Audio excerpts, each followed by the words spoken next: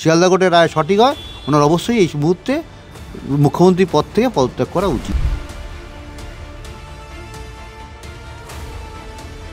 পাগলে কিনা বলে, ছাগলে কিনা খায়, ওরা কি ওইখানে স্পটে ছিল? আর আপনি যে আপনারা যেভাবে বলবেন বা প্রেস যেভাবে মিডিয়া ট্রায়াল করবে, তাতে তো হয় না। তার চার্জশিটে সেটা থাকতে হবে, তার কেস ডায়েরিতে সেটা থাকতে হবে। আপনি বললেন আমার মনে হলো, আর আমি আরেকজনকে নিয়ে গিয়ে জেল দিয়ে দিলাম বা ফাঁসি দিয়ে দিলাম, তা হয় না।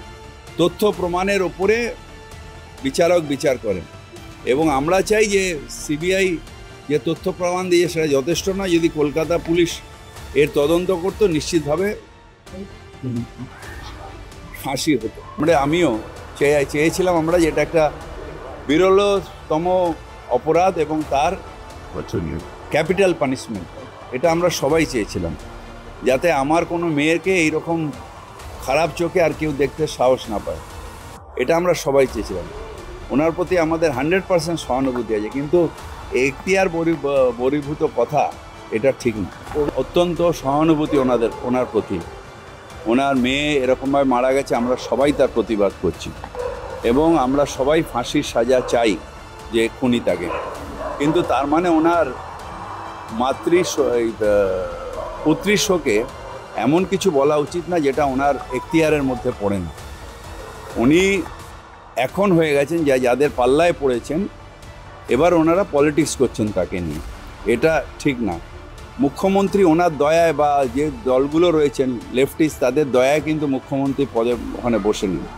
মুখ্যমন্ত্রী বসে আছে, বাংলার মানুষ চেয়েছেন তাই ওই চেয়ারে বসে আছেন, কারোর দয়ায় বসে নেই, বাংলার মানুষের সমর্থন নিয়ে বসে আছেন। এবং আমি আবার ওনাকে বলবো যে আপনি আপনার এখতিয়ারের মধ্যে থাকুন, নিশ্চিতভাবে ন্যায় চাইন, এবং আমিও অত্যন্ত দুঃখিত সিবিআই যেভাবে করেছে। কিন্তু তার মানে এই নয় যে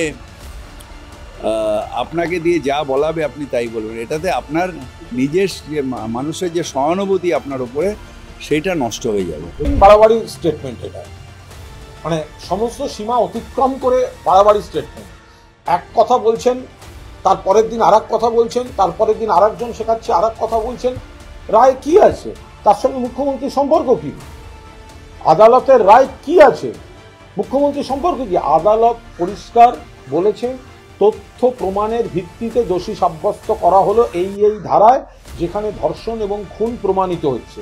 তো সেখানে তো মুখ্যমন্ত্রীর পুলিশ তো এই তদন্তটা শুরু করেছিল। তো সেখানে তো নির্দিষ্টভাবে পরিষ্কার বলে দেওয়া হচ্ছে যে তথ্য প্রমাণের ভিত্তিতেই দোষী সাব্যস্ত হয়েছে। তারপরে মুখ্যমন্ত্রীকে জড়িয়ে কেন কথা বলছেন? গণশক্তির লিড হেডিং হবেন বলে? আপনাদের চোখের সামনে অন্য 4টে কেসে রাজ্য পুলিশ দোষীদের ফাঁসির সাজা বের করে আনলো। আপনাদের এই চিত্তচাঞ্চল্যের জন্য এবং অন্যের হাতে তামাক খাওয়ার জন্য এখনো ফাঁসির আদেশটা করা গেল না। এটা আপনারা দায়ী, আপনাদের জন্য, আপনাদের ব্যর্থতা, এবং আপনারা অন্যের ফাঁদে পা দিয়ে বারবার যে একটা ধারাবাহিকতা নষ্ট করে বিবৃতি দিচ্ছেন, তাদের জন্যই কিন্তু আজকে সঞ্জয় রায়ের ফাঁসির সাজাটা আটকে গেল, যার জন্য রাজ্য সরকারকে আবার যেতে হচ্ছে। কিন্তু বলছি তো, সীমাহীন বাড়াবাড়ি শিখিয়ে দিচ্ছেন কেউ, তাদের দ্বারা ব্যবহৃত হচ্ছেন, কিসের জন্য ব্যবহৃত হচ্ছেন সেগুলো তো জানতে হবে, সেগুলো তো বলতে হবে। কথায় কথায় যদি স্টেটমেন্ট চেঞ্জ হতে থাকে, তো সেগুলো তো ওনাদের, আমার মনে হয় ওনারা মানসিক অত্যন্ত যন্ত্রণায় আছেন। ওনাদের একটু বিশ্রাম এবং চিকিৎসার প্রয়োজন। তার কারণ আর ওই অবারিত দ্বার কে ওনাদের বাড়িতে যাচ্ছে, কী বোঝাচ্ছে, ওনাদের মধ্যে শোক আছে, সেগুলোকে উত্তেজিত করে দিয়ে নানা ধরনের কথা বলছে। আর ওনারাও খুব ভালো জানেন কোন চ্যানেলের কোন লাইন, কোন কাগজের কোন লাইন। ওনারা বুমের লোগো দেখে, এই যে বুমের লোগো থেকে বুঝে নেন যে অ্যাঙ্গেলে দিলে যে চ্যানেল দেখাবে, তো সেইগুলো ওনারা বুম দেখে চ্যানেলের লাইন বুঝে স্টেটমেন্ট নেন।